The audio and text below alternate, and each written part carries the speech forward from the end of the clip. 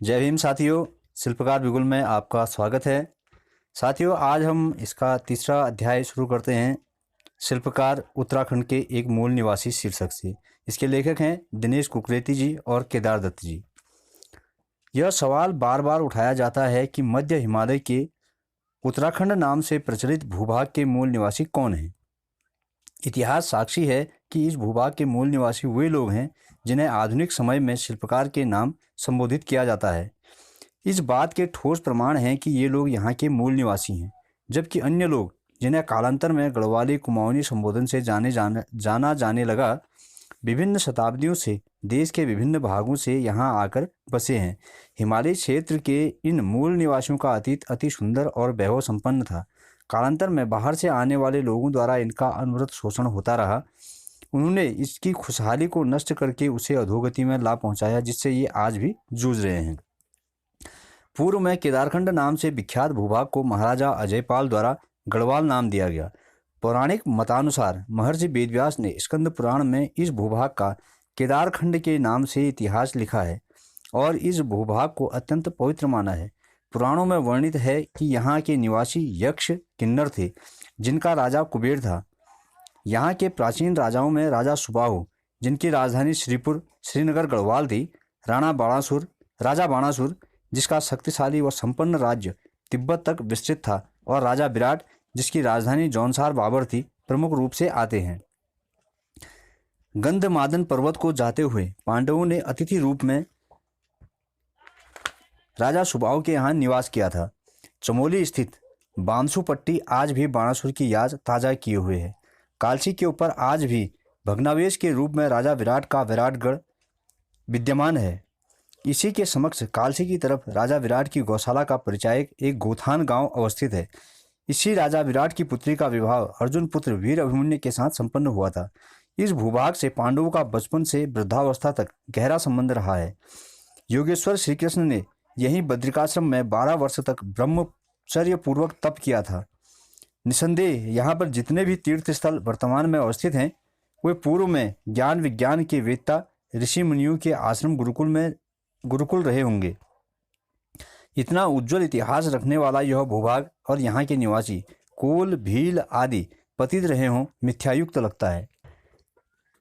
कुछ इतिहासकारों द्वारा लिखा गया यह कथन कि जब आर्य लोग बाहर से भारतवर्ष में आए थे तो उन्होंने इस देश के मूल निवासियों को भगा दिया और वे लोग यहाँ पहाड़ों में आकर बस गए, सर्वथा असत्य और अविवेकपूर्ण है।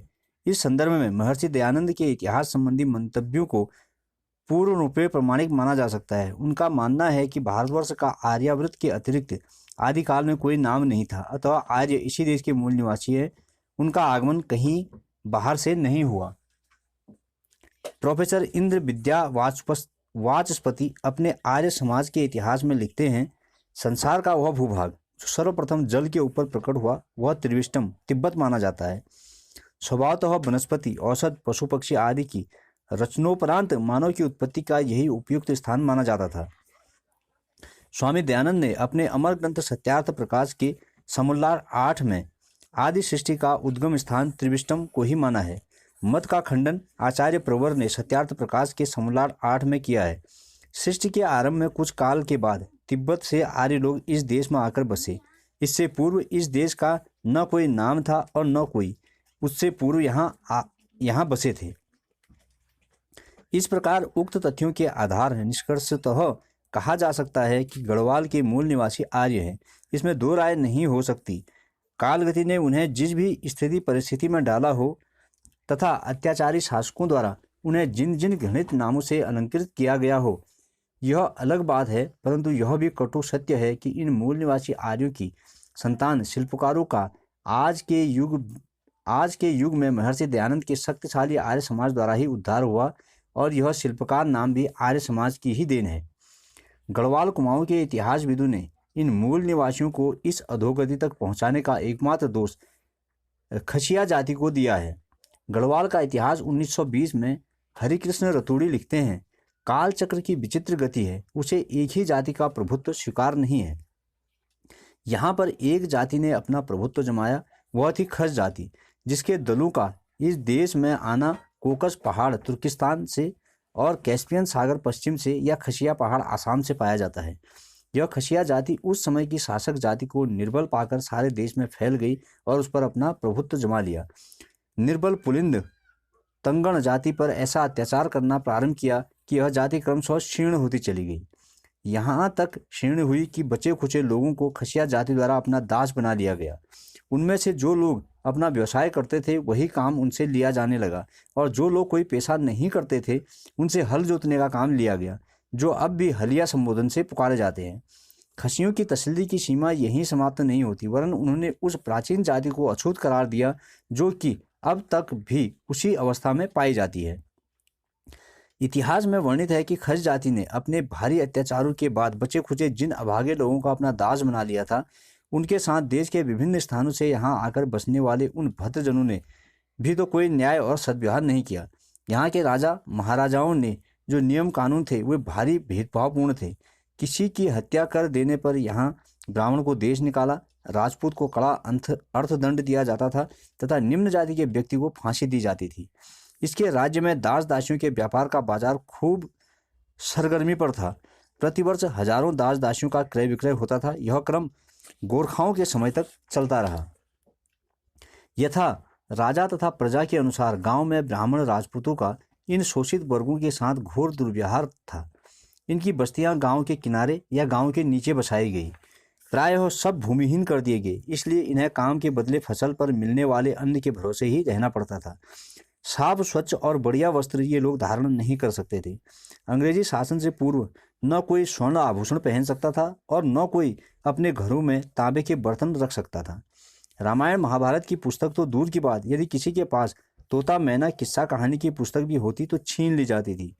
ठाकुर लोगों की बस्ती में कोई जूता पहनकर नहीं जा सकता था, और ठाकुर यदि कहीं पर मिल जाएं तो अदब से झुककर सेवा मान्या साहब विशेष प्रकार से अभिवादन कहकर सेवा लगाना और उनकी जीता रहे आशीर्वाद लेना अनिवार्य था।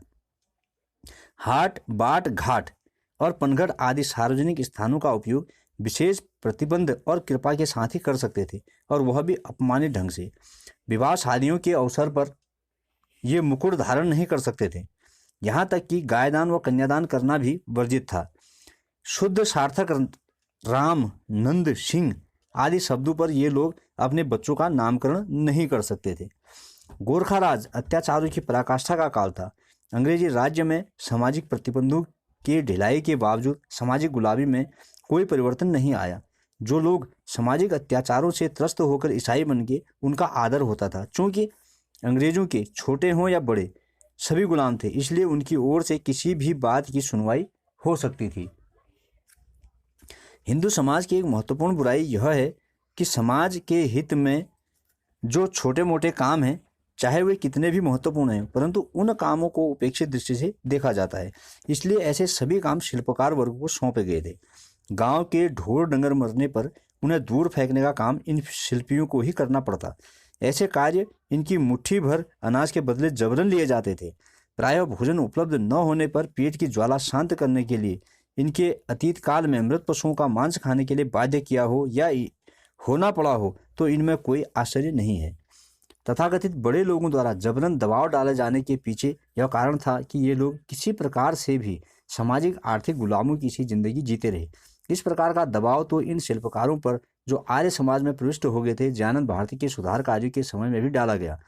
अत्याचारों की चक्की में पीछे जा रहे दाने दाने को तरसने वाले भूखे लोगों के लिए वह युग कितना त्रादशीपूर्ण था, जबकि भूख की ज्वाला शांत करने के लिए मृत पशुओं के मांस पिंड पर एक ओर से विवश परवश अभागे मानव और दूसरी ओर चील कौवे अपना अपना अधिकार जमाने के लिए परस्पर लड़ते रहे हों।